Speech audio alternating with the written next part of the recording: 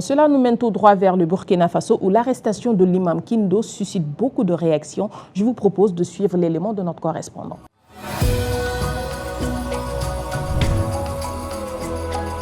L'arrestation de l'imam Mohamed Ishaq Kindo continue de susciter de nombreuses réactions. Figure influente du mouvement sunnite burkinabé, le prédicateur a été interpellé le 26 mai à Ouagadougou par des membres des forces de sécurité. À ce jour, les autorités n'ont pas communiqué officiellement sur les motifs exacts de son arrestation. Selon plusieurs médias et organisations religieuses, cette interpellation est intervenue quelques jours après la diffusion d'un prêche dans lequel l'imam critiquait un projet de loi du gouvernement visant à encadrer davantage l'exercice des libertés religieuses. Le texte prévoit notamment des restrictions concernant l'utilisation de certains espaces publics pour les activités cultuelles. L'affaire a provoqué une vive émotion au sein d'une partie de la communauté musulmane.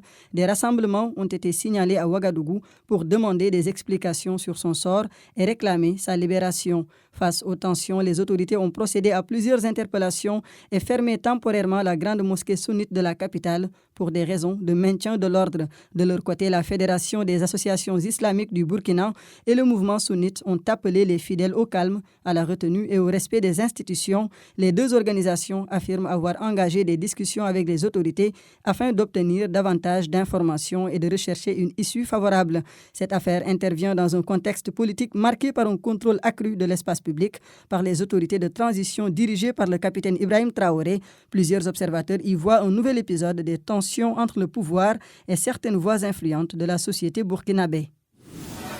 Merci à la régie pour cet élément. Alors, M. Kane, le Burkina Faso est déjà marqué par de nombreuses tensions. Naturellement, ça se passe ainsi parce que la situation étant une situation compliquée sur le plan sécuritaire avec un régime militaire en place qui veille comme sur de l'huile sur le feu. Donc, toutes les exactions, même tous les mouvements sont contrôlés.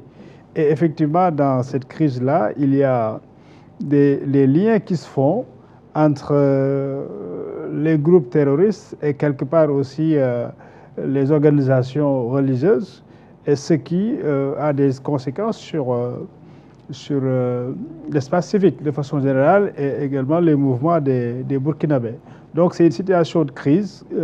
La solution, elle doit être une solution de fond, c'est-à-dire il faut aider le Burkina à sortir de cette crise et de cette rupture constitutionnelle qui met en place un régime militaire qui forcément pour donc se maintenir au pouvoir veille comme de l'huile sur le feu et ne paraissait aucune forme de soupçon possible dans les activités des différents groupes, notamment les groupes religieux qui sont souvent affiliés à tort, peut-être ou à raison, je ne sais pas, à des exactions terroristes.